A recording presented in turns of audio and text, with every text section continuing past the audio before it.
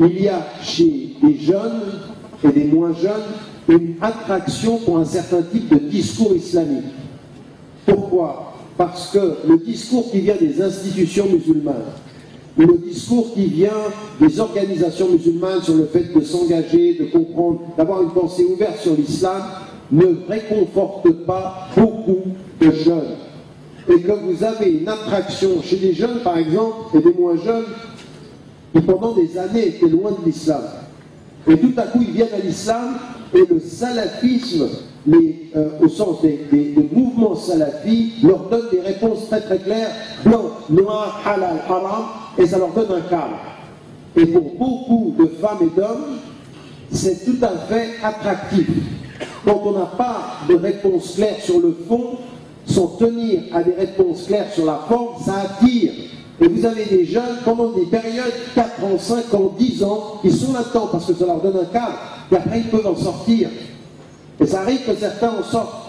Donc il faut faire attention, tous les salafis ne sont pas des gens bornés et pas sincères. Certains sont sincères et dans leur façon d'être bornés, ils se protègent, ils ont besoin de protection. Vous apercevrez aussi que certains convertis et certaines converties sont attirés par ça. Pourquoi? Parce que le salafi, dans la façon de présenter l'islam, il va vous couper votre passé.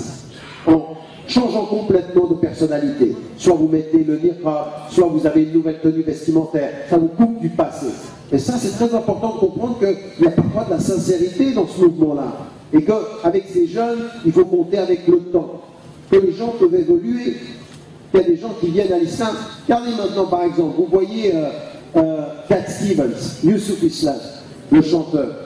Quand il est rentré dans l'islam, à un moment donné, il s'était coupé de tout.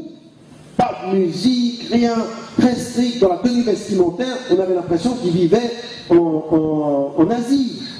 Et peu à peu, ben, il est ressorti de ceci, il a retrouvé un équilibre. Mais il l'a fait de façon sincère. Et là, de ce point de vue-là, avec certains, c'est une des causes, c'est le manque de clarté du discours islamique général pousse certains jeunes à chercher des cadres qui les perdent. Ça, c'est un élément. Il y a alors ça, c'est pour le mouvement général sur le plan mondial.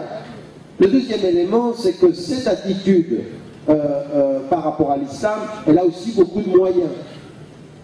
Tout ce qui est produit par le mouvement salafi est financé, les ouvrages, la distribution d'ouvrages gratuits, la distribution de Coran, les attitudes comme ceci, c'est une grande puissance financière.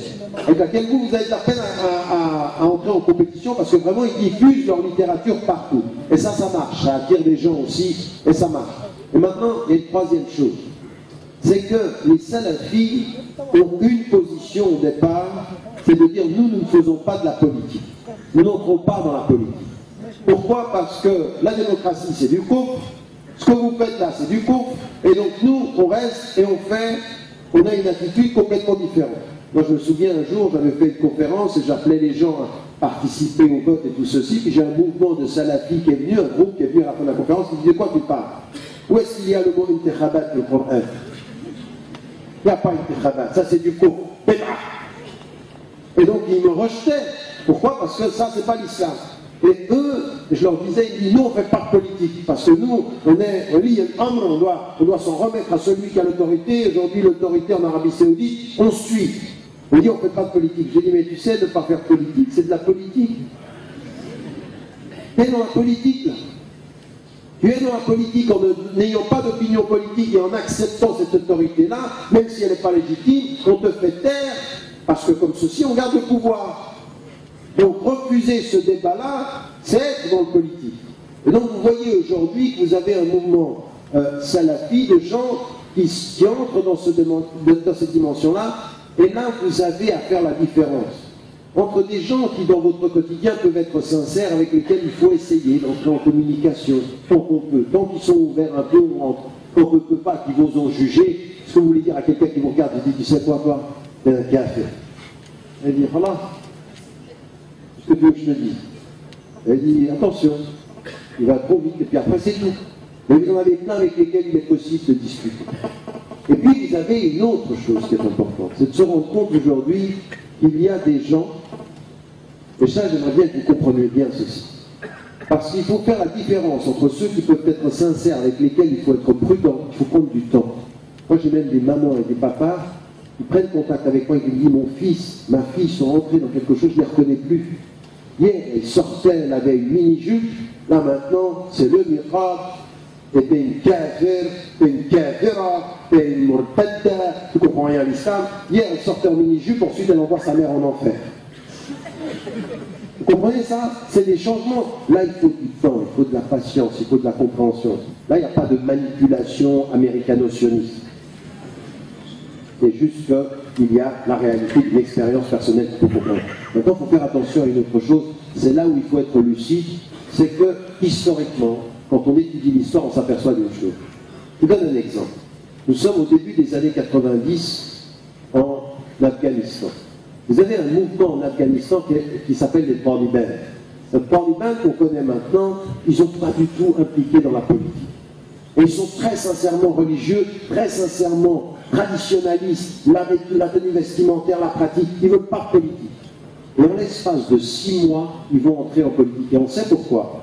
Ils vont entrer en politique parce qu'ils vont être poussés par les Saoudiens, qui pourtant ne défendent pas leur école, et par les Américains. Pourquoi? Parce qu'ils vont être utilisés contre les Russes.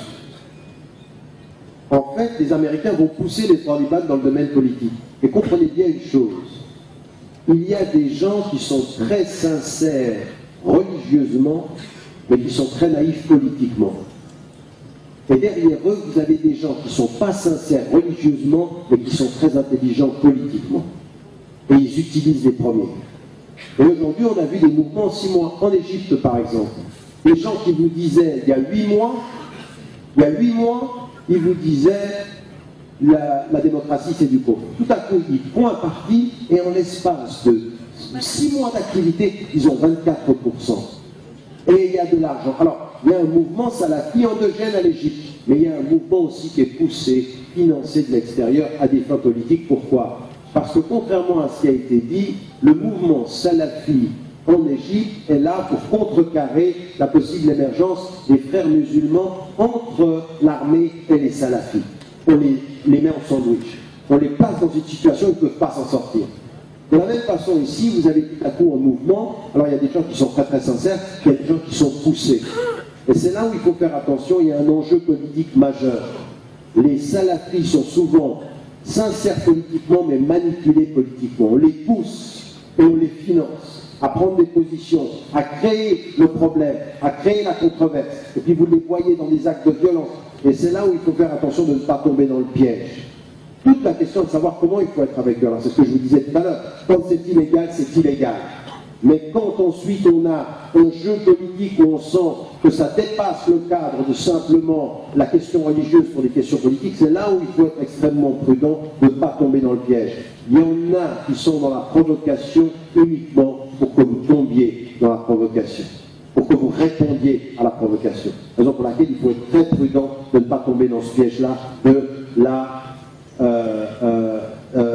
la surenchère religieuse.